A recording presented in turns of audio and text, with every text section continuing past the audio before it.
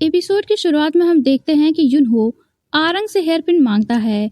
तो आरंग बताती है कि वो हेयर पिन तो शायद मैं डेथ वर्ल्ड में ही भूल आई हूँ। इस पर युनहो परेशान होता है और कहता है कि तुम वो हेयर पिन वहाँ छोड़कर कैसे आ सकती हो। इस पर आरंग कहती है कि मैं वहाँ से घोस्ट से ह्यूमन बनकर आई हूँ।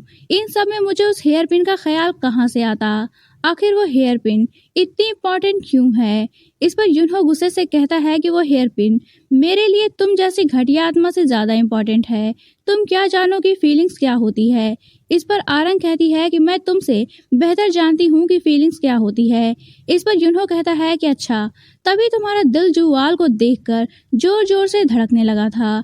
इस पर आरंग को गुस्सा आता है और वो युनहो से कहती है कि तुम बुरे हो, बहुत बुरे, इतने बुरे कि तुम्हारी माँ तुम्हें छोड़कर चली गई।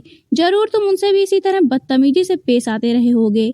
इस पर युनहो उसे चुप रहने के लिए कहता है, पर आरंग उसे कहती है कि अगर मैं घटिया हूँ तो तुम मुझसे 10 गुना ज़्यादा घटिया हो। इस पर युनहो बहुत ज़्यादा डिस्टर्ब हो जाता है और वो वहाँ से बाहर आता है। फिर वो भागते हुए दूर एक जंगल की पहाड़ी पर आता है और वहाँ वो अपनी माँ को याद करता है। वो उस टाइम को याद करता है जब उसके फादर का सर्वेंट उसे उसकी माँ के पास से लेने आया था। युनहो बहुत डिस्टर्ब होता है और वो पूरी रात उसी पहाड़ी पर ही गुजारता है। इधर हमारे जुआल ने आरंग का स्केच बना लिया होता है। फिर वो एक बॉक्स को ओपन करता है जिसमें एक ब्लैक कलर का कपड़ा रखा होता है। इधर नेक्स्ट मॉर्निंग युनहो वापस काउंटी ऑफिस में अपने रूम में आता है तो वो देखता है कि आरंग अभी तक वहीं बैठी हुई है, पर उसकी आंखें रेड होती हैं और वो काफ़ी थकी हुई नज़र आ रही होती है। युनहो उसे हैरानी से देखता है और पूछता है कि तुम्हें क्या हुआ है। तो आरंग उसे बताती है कि जब से मैं इंसान बनी हूँ तब से मैं सो नहीं पा रही हूँ। शायद ये दोबारा इंसान बनने का साइड इफ़ेक्ट है। इस बात पर युनहो हंसता है और फिर उससे कहता है कि कल तो तुम बहुत भड़की हुई थी। इस पर आरंग कहती है कि तुम कौन सा वो लाइटली बिहेव कर रहे थे। युनहो कहता है कि कल के लिए मैं तुमसे सॉरी नहीं बोलने वाला। इस पर आरंग कहती है कि ठीक है, कोई बात नहीं, चलो सब भूल जाते हैं। फिर युनहो आरंग को बताता है कि वो हेयर पिन मेरे माँ की थी, मैंने ही उसे उन्हें दिया था। इस पर आरंग हैरान होती है और कहती है कि फिर वो हेयर पिन मेरे पास कैसे आई। इस पर युनहो कहता है कि यही तो मैं भी जानना चाहता हूँ। इसलिए अगर तुम्हें तुम्हारे बारे में सब कुछ याद आ जाए तो शायद तुम्हें मेरी माँ के बारे में भी पता होगा। इसलिए मैं चाहता हूँ कि हम दोनों मिलकर काम करें। इसके लिए अगर तुम्हें पैसे चाहिए तो मैं तुम्हें दूंगा। इस पर आरंग को गुस्सा आता है और वो वहाँ से जाने लगती है।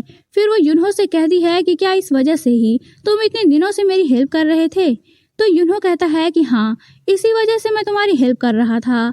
इस पर आरंग हर्ट होती है और वहाँ से बाहर चली जाती है। बाहर सारे ऑफिसर्स इस बात को लेकर खुश होते हैं कि अब ये मजिस्ट्रेट यहाँ से चला जाएगा।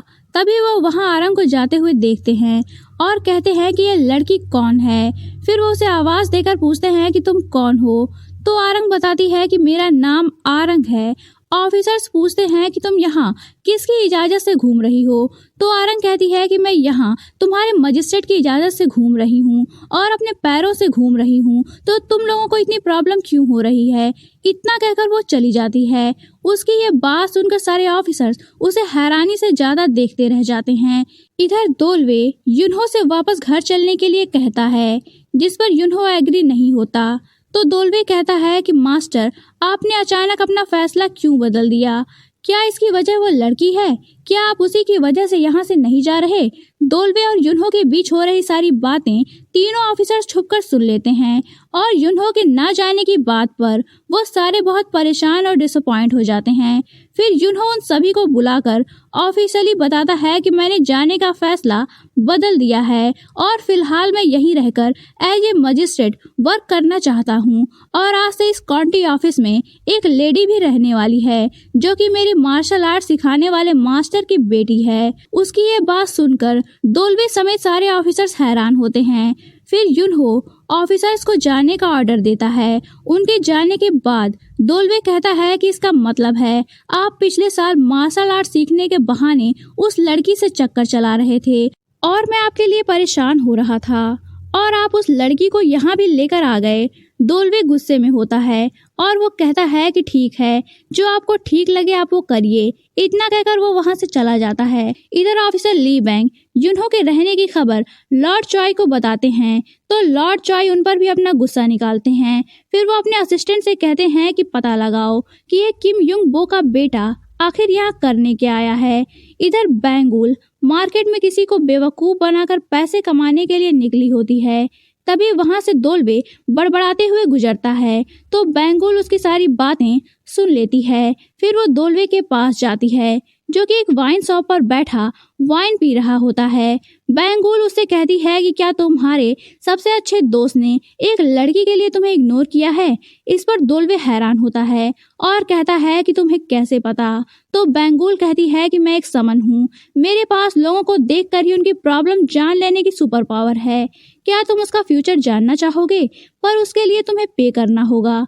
इस पर दोलवे उसे कुछ पैसे देता है, तो बैंगुल अपनी कैलकुलेशन शुरू करती है। फिर वो दोलवे को बताती है कि तुम्हारा दोस्त अब तुम्हें ज़्यादा परेशान नहीं कर पाएगा, क्योंकि उसे दूसरे के मैटर्स में इन्वॉल्व होने की कुछ ज़्यादा ही आदत है, इसलिए वो ज़्यादा दिनों तक जिंदा नहीं रहेगा। वो किसी दूसरे पर्सन के लिए डेथ वर्ल्ड में जाएगा और वापस लौट कर नहीं आ पाएगा।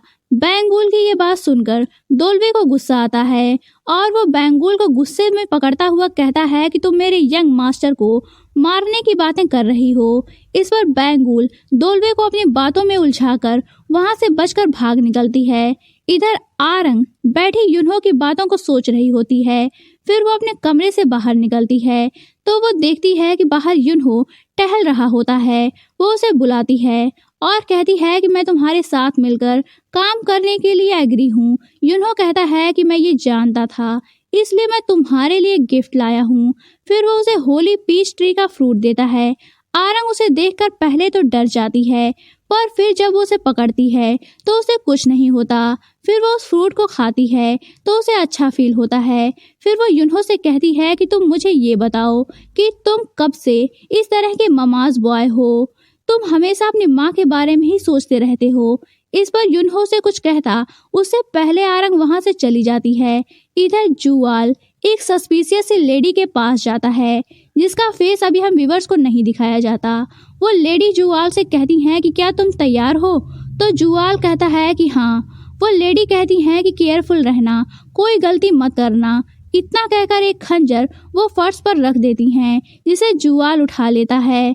इधर युनहो बाहर टहल रहा होता है और अपनी माँ को याद कर रहा होता है, और यहाँ हम व्यूअर्स को फ्लैशबैक में दिखाया जाता है कि छोटा युनहो दौड़ता हुआ अपनी माँ के पास आता है और उन्हें बताता है कि स्कूल में सारे बच्चे मुझे मारते हैं और वो ये कहते हैं कि तुम एक स्लेव के बेटे हो। वो सब मेरी किताबें फाड़ देते हैं और कहते हैं कि तुम स्कूल मत आया करो। युनहो ये सारी बातें रो रो कर अपनी माँ से बता रहा होता है। इस पर उसकी माँ कहती है कि तुम्हें पता है आज कौन सा दिन है, आज तुम्हारे नाना नानी और तुम्हारे सारे अंकल्स और कजिन्स की डेथ एनिवर्सरी है। आज ही के दिन उन सभी की डेथ हुई थी, बस मैं जिंदा बची थी और ये सब कुछ एक ही इंसान की वजह से हुआ था। मैं उसे नहीं छोड़ूंगी, मैं उसे बर्बाद कर दूंगी। इतना कहकर वो बेहोश हो जाती हैं और युनहो रोता हुआ उन्हें पुकारता रह जाता है। इधर जुआल काले कपड़ों को पहनकर और चेहरे पर काला नकाब लगाकर कॉन्टी ऑफिस में आरंग के रूम में आता है और फिर वो आरंग को उसी चाकू से स्टैब कर देता है जो सस्पिशियस लेडी ने उसे दिया था। फिर वो एक होली साइन उसके गले पर लगा देता है और उसकी आत्मा को सील कर देता है। इधर हिवेन में जेड एम्परर को तुरंत इस बात का पता चल जाता है और वो अंडर लॉर्ड से कहते हैं कि गेम स्टार्ट हो गया है।